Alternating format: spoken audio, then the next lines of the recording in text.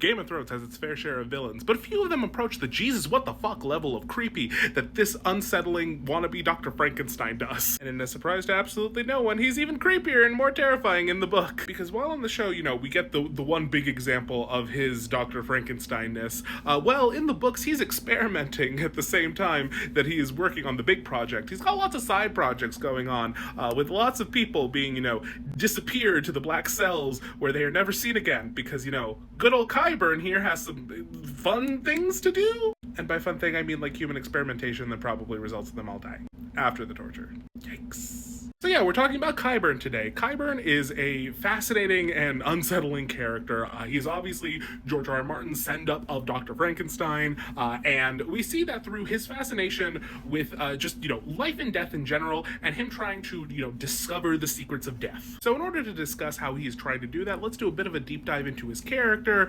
and, how he ended up where he is, and what is he doing now that he's there. Again, hint, it's bad things, very bad things. So when we meet Qyburn in the series, he has joined a mercenary, sellsword group called the Brave Companions, who are, let's just say, anything but brave. They are a really disgusting, ragtag group of sellswords who really are just comprised of anyone who is willing to sign up.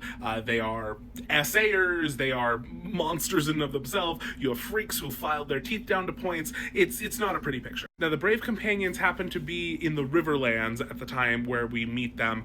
They are the group that basically capture Jaime and Brienne when they are trying to head back to King's Landing. They are also the group that, does the whole to Jaime, and yeah, so they're just all around not swell. The irony of the situation is, of course, though, that they are only in the area because Tywin has enlisted them to basically sow chaos in the Riverlands, because, the Riverlands gotta suffer if there's a war going on. And so Qyburn has joined them because as a former maester, he has a lot of knowledge that is helpful to them. Maesters are trained primarily as healers. They are meant to be the doctors of Westeros. And when you have a, sellsword company who's in the middle of a war, a guy like this is unfortunately helpful. However, the issue with that is, of course, he is a former maester, because he had his chain taken away for being an absolute psychopath. But we'll get to that in a minute. Because the thing to understand about Qyburn in the space and time that we currently meet him is that he is a bit of an ass kisser. He is trying to basically attach himself like a parasite to whoever he thinks will help him survive the longest. At this point, it's the Brave Companions, but once Jaime has been released and is heading towards King's Landing, he sees a bigger meal ticket and tries to attach himself to him. At this point, Qyburn has already helped, bandage Jaime up. Jaime, after he had his, hand chopped off, had lots of infection, and they were worried that he was going to have to lose the arm. But Qyburn, being good at his job, was able to save it, and so he thinks that, this is his in. So through the majority of Storm of Swords, he is trying to, buddy-buddy with Jaime, and Jaime, to his credit, is having absolutely fucking none of it. Jaime very clearly can see, this is not a good dude. Even if he is being helpful, someone who has been, rejected by the Maesters for unseemly things and then has enlisted in, of all groups, the Brave Companions, is probably not a good person. So Qyburn's efforts seem to be all for naught, except, when they finally do get to King's Landing, he finds someone who is in the market for some sycophants. I'm of course talking about Cersei Lannister, who has no scruples about, the horrors that people commit, as long as they pay her a compliment when they're doing it. Book Cersei is so dumb. It hurts. But in a fun way, don't worry. So Qyburn is kind of able to get in league with Cersei because when Tywin dies and she asks for a maester to come, help deal with all the shit, they bring Qyburn because I think they couldn't find Pycelle for some reason at that point. But anyway, Qyburn shows up and he helps to dispose of Shae's body along with the Kettlebacks. Kettleblacks, not Kettlebacks. Names, fun. And so after being helpful in that task, he also further ingratiates himself by doing a little investigating on his own and finds that the Gowler who had let Tyrion out, who was really, just Varys in disguise, had a Gardener coin. House Gardener being the old kings of the Reach. They had their own money, which is since, out of use since the Targaryens took over, but they found one of those coins in this person's room.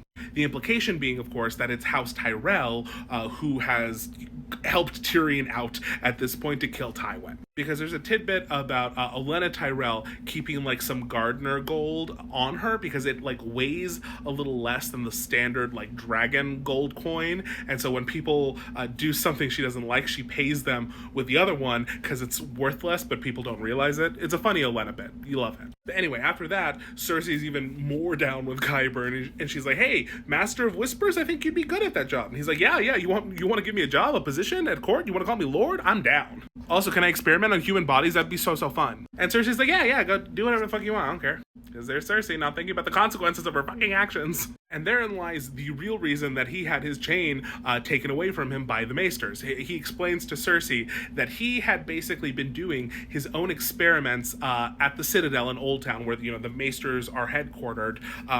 But instead of doing autopsies on bodies to learn about human stuff, he was doing it on live people, and live people don't like that. And the Maesters were like, "Hey, yeah, you can't do that. You need to leave." And Qyburn's like, "No, but I want to cut open the live human body. This is my favorite." But it's okay, because he met Cersei, who's totally down with shit like that. Woo! And so begins the most terrifying bit throughout A Feast for Crows, where basically anytime a group of people pisses off Cersei, she gives them to Qyburn for his experimentation. Because he's been asking, "Hey, if you ever need to get rid of someone, just send them down to me. They'll never be heard from again, don't you worry." And so Cersei starts sending everyone. She sends this troupe of actors who were performing a play about her and her family. They all get sent down to Qyburn. She has one of her handmaidens gets sent down to Qyburn. I think it was the one who she accused of taking in her dress and saying "Oh, you're making it tighter to fuck with me," but no, Cersei, no. It might not be that specific handmaid, but it was one of them. It was one of them. I don't remember which one. Sanelle, I think her name is. And then in one of the most terrifying episodes, there is this kind of side story happening where Cersei is trying to get rid of anyone who she perceives as having been on Tyrion's side. And so she sets her eyes on Bronn. Bronn, who has been married off to this one poor noble girl named Lawless Stokeworth, who was essayed in King's Landing and is now pregnant with a child, and doesn't have any prospects for getting married because of that. So they marry Bronn off to her as this a good deal for both of them in this situation. I know it's icky. I'm sorry. I'm gonna move past that. But Lawless has an older sister named Felice, and Felice and her husband are set to be the next heads of House Stokeworth after their mother dies. Because Lady Stokeworth, I think, only had daughters, so there's that. But then Lady Stokeworth mysteriously dies because, Bronn kind of wants to get ahead. And so Cersei has a meeting with the older Stokeworths, Felice and her husband, and tries to be "Oh, it's so scary with Bronn being around and so close. If only someone would do something about it. Hint, hint, hint, hint."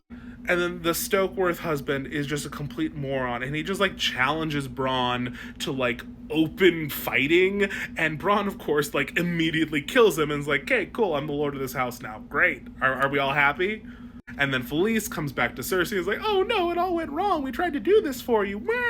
And Cersei's "I can't have you blabbering around. Qyburn, can you take this one?" And Qyburn's "Ooh, goody, fresh." Ooh, not fresh, that was bad, I'm sorry. But anyway, whatever. A few chapters later, Cersei's thinking about Felice and "Oh, I feel kind of guilty about that. Let me go check on her." She goes and she asks Qyburn "Hey, is is Felice still okay? Could we maybe do something?" Qyburn's "She's alive, technically, but yeah, I don't think she's in any position to, be going anywhere." And Cersei's just "Ooh, okay, fine, yeah, okay, let's just not think about it anymore. Yeah, I'm fine with whatever happens to Felice. It's fine, it's cool, whatever." Also, during this whole time, he is experimenting on Gregor Clegane, who was dying very slowly from the poison that Oberyn had used on him, and who Qyburn suspects used magic to kind of alter the poison to make it last longer. And so that's another thing. Qyburn is aware of and believes in magic, which is unlike most of the Maesters, save Marwyn. And so he wants to experiment on Gregor to kind of figure out how it's working and stuff, because that is an area of interest. And then, you know, in his studies of the nature of life and death, he produces this thing here, who he offers to Cersei as like her future champion. And so that's where we leave off in the books. I personally am scared to see more of Qyburn's hijinks, but you tell me, who do you want me to do a deep dive on next? Okay, let me know in the comments. Okay, goodbye.